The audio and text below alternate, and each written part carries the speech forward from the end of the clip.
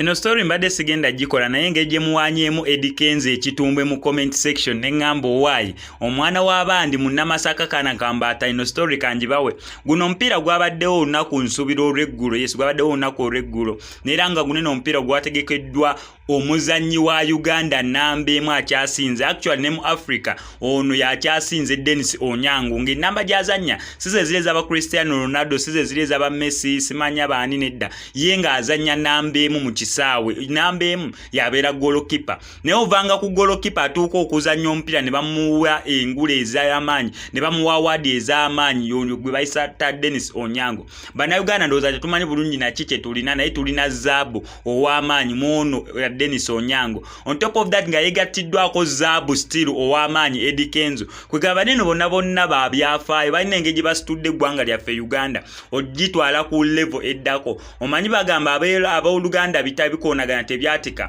ate Katonda wakusitulanga ku ddaala ogenda otandika ng'otandika grabbing shoulders n'abantu aba level zo omanyi kiba kizibu nnyo muntu ng'ogenda mu ssabo gy'ofunira emikisa gyo okwatagana n'omuntu agenda mu kkanisa oba mu muzikiti oba kyobadde okimanyi bulungi nnyo ogenda olanga omuntu atera nnyo okubeera ng'ageya banne eva abeera mu lugambo akuwakalabye kasibe obirewe buti akuwakalaye kagire opare kangana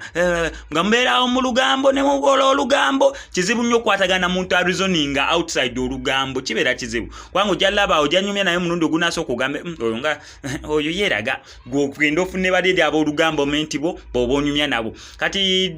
Eddie Kenzo okubeera nga grabbing shoulders ne Dennis Onyango already bonna bali mu group yemu kisooka bonna bantu bayagaliza ekyokubiri bonna bali successful mu field zaabwe kati awo kibeera kyangu nnyo abantu abali successful abantu abarizoninga kyekimu abantu kwegamba ng'obwongo busaza kyekimu bayagaliza bannayuganda okulaba nti nabatambulira ku mulamwa gwe gumu Dennis Onyango yategese omupiira nga gwa charity kitegeeza kubeera kuddiza ku bantu yes yabadde alina engeri gy'ayagala okubeera nga addiza ku bantu naddala abantu ababeera bazze okubeera nga balaba basondeyo akasente basobole okubeera nga baddiza ku bantu abamu oba kategori endala nganze SMX guno mwaka ogujja Katonda wanaaba nkwatiddeko bulungi buli kimu ekigenda nga bwensuubira okubeera nga kitambula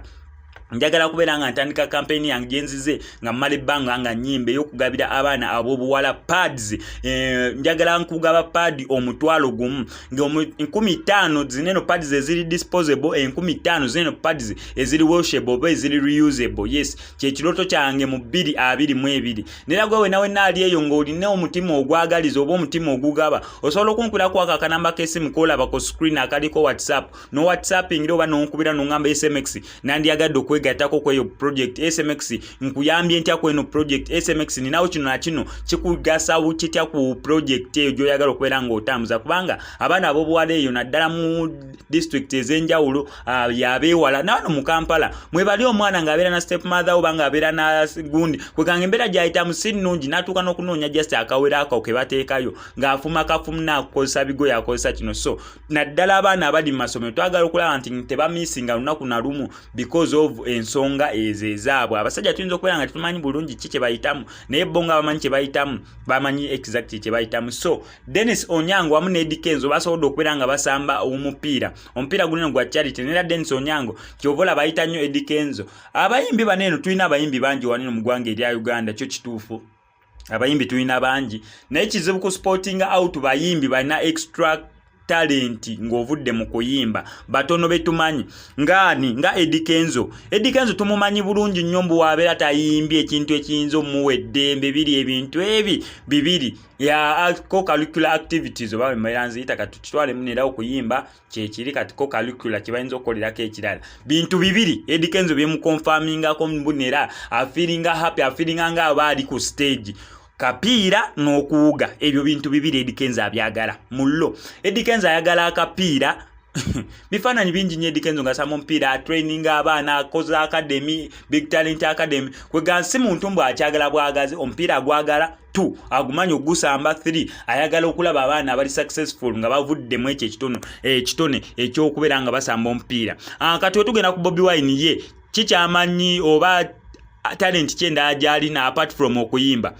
ye Bobi Wine tumumanyi bulungi nnyo talenti ye mukasusi wa ngumi boxing okukuba ekikonde omumma oba ekintu ekirala kyonna kyonna naye ng'omuteereddeawo punching bag ne baspiringa awo anyumirwa nnyo omuzannyo gw'ebikonde Bobi Wine boxer ate nera still mulungi nnyo muyimbi ki omulala gwe mmanyiko Caligula kati nandigambye ziza bafana